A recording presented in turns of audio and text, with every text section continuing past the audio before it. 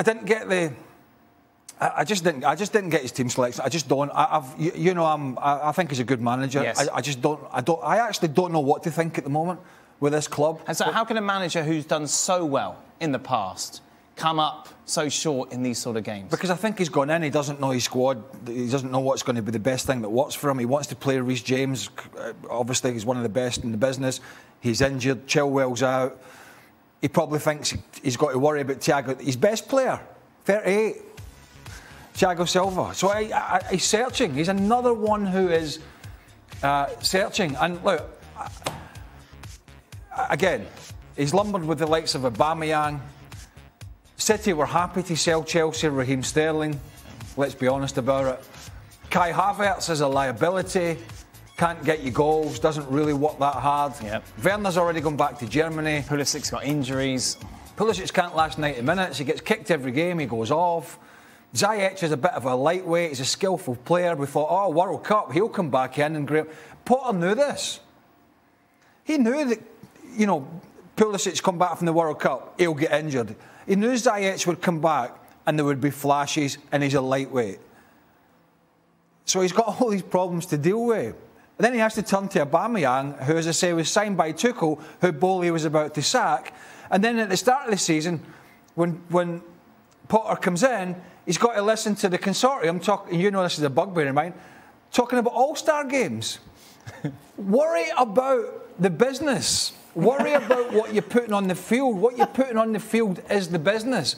Mid-table is not where Chelsea strive to be. Getting battered by other elite clubs in the Premier League and the FA Cup is not where Chelsea strive to be. Putting out youngsters to be mauled at the hands of players like Mahrez and, you know, others at Man City is not where they should be.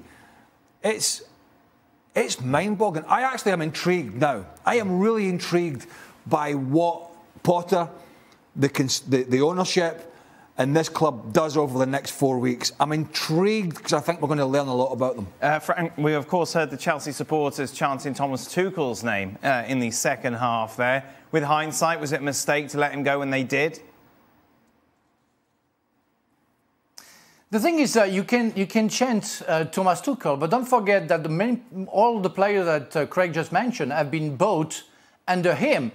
And you could question the recruitment department at Chelsea for years now. If you compare for what you see at Arsenal, for example, we came back from hell, I have to say, but back within like 3 years with Arteta, with a good selection of players that they wanted to buy. City, what they do every time, you have a result of a bad recruitment. So it's nice to chant Thomas Tuchel, but the way that at the end Thomas Tuchel was playing was also boring, where we didn't get anything. It was all about possession. But it's like Graham Potter. It's why he's being criticized. It didn't change. Maybe he couldn't, but it didn't change anything. Today, the first half, we saw Kepa getting the ball for the 6 yards kick and trying to play in the 16-yard box like you want to get the possession of the ball. You know that at some point it's going to go bad and you're going to lose the ball. And you are in front of your TV, you say, what the hell is going on right now? What they are trying to do against Manchester City? You don't know City at all? You're not scared of them? What's wrong with you? I swear, give me the team. I will choose warriors. I'm not going to choose talent because talent is on top of the spirit that you have to have. But it's not talent first and play well first and then maybe run and maybe get the spirit. No, it doesn't work. Football never worked like that. Italians were experts of that, where they try to defend well first before getting the talent on top of it. But right now, we see nothing. And we saw nothing for like almost a year with Tuchel. So it's nice to sing Tuchel, but that's not the result that you have to have. You have to find somebody who can bring something different to Chelsea, a more vertical game, more spiritual game, where it's like the players are never in danger. And when a player is not in danger because of the competition, because of the pressure that the fans or the club can make on them, they feel easy. They feel comfortable. And that's not a life of a football player.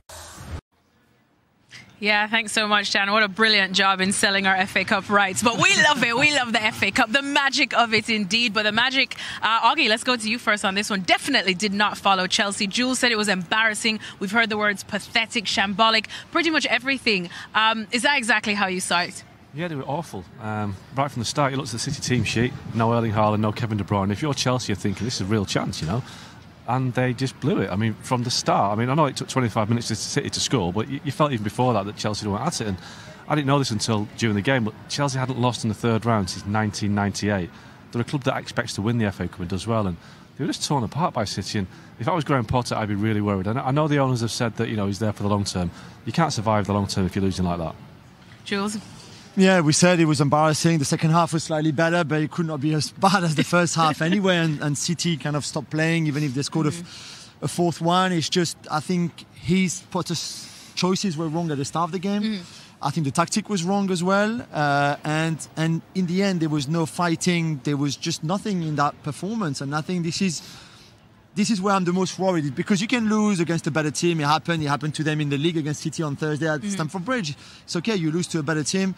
But today, there just was nothing in there for Chelsea. And if you were Chelsea fans, you have to be worried.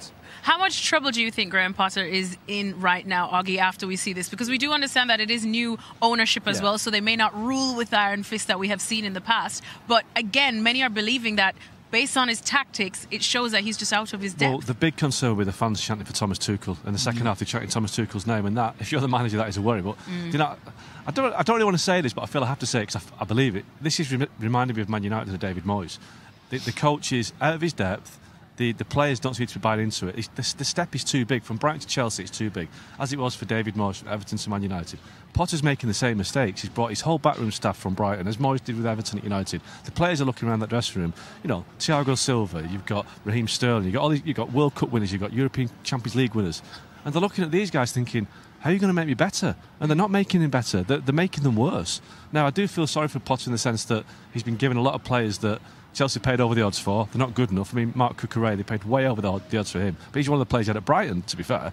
He's just got a squad of players that doesn't fit, and he's a coach that hasn't got the big-time credentials that will motivate the dressing room. So, for me, it's David Moyes all over again. I think it'll end the same way. Well, Jules, you're in the interview room with me as well when I was speaking to him. And as he said, it's some will want to give him a break because of the injury list and the fact that we are in the January transfer window. And I did ask him about that, and he said, look, this is just a position that I couldn't even plan for, you know. So how much slack do you cut him there? I mean, I didn't like his pre-match press conference, I have to say, when he talked about Klopp and Guardiola not winning anything in his first year. I mean, they were not 10th in the table, closer to the bottom than to the top of the Premier League, for example. They were not out of all competition apart from the Champions League in a game against Milan, in a tie against Milan. Now, by the way, that looks very, very tricky for Chelsea, suddenly. And you can't almost like compare yourself with Klopp and with Guardiola and even with Arteta to a certain extent. And he has to stop finding excuses. They're not good enough. He's not doing a good job right now. That doesn't mean that he will be sacked. But right now, they are a bad team and he's a bad manager and they can't win a single game, whatever the competition. So the game against Fulham on Thursday is massive. If they lose again, I mean, I don't know what can happen. If they lose at Fulham, I think is it Liverpool away after that? Yeah. Which is massive because, you know, Liverpool, for me, they're challenging Newcastle for fourth spot. I think United, Arsenal and City will top three. So you've got Liverpool, maybe Newcastle. And if Chelsea want to get into that top four, and it's looking really, really grim, they have to win at Anfield. And, you know, you can't see them winning anywhere at the moment. That's true, exactly. And I mean, just to that point then, Augie, because I think if you only have to look on social media and just see all of the Chelsea fans hoping, praying, crossing all fingers that a certain Enzo Fernandez, a World Cup winner, could come and maybe at least help them somewhat. But on that, what much more do they need and what much more can Potter do, at least in this January transfer window, to salvage that growing injury list? If I was Enzo Fernandez, I'd be telling his agent to say, just keep Chelsea, just don't answer the phone because like you can get a better club than Chelsea right now. Yeah. You know, Chelsea are 10th in the Premier League or 9th or 10th. Like Jules said last season, FA Cup finalists, Carabao Cup finalists, Champions League qualifiers, a proper big team. Now they're nowhere near. They're not going to be in the Champions League next season unless they win it, which they won't. So why would Enzo Fernandez go to Chelsea?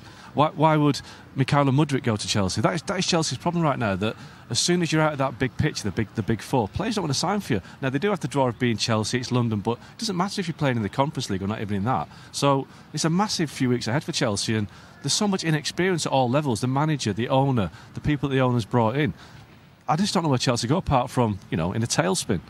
Jules, do you think that's pretty much the case now? Chelsea have been set back in terms of appealing or trying to convince big players to come to them now in this period? Yeah, and also if you're manager, if you're an agent or a player following what's happening at Chelsea, you might sign for Graham Potter, but he might not be there in 2 months. Yeah. Or even before that. So why would you almost take a gamble and come to Chelsea when you don't even know what's going to happen in the next 6 months, because half of the squad can change, the manager can change again.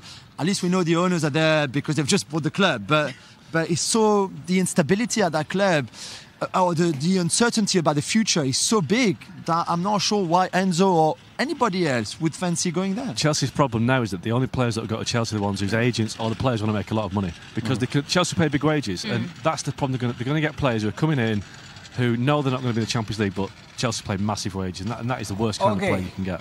Guys. All right, Dan, well, there you have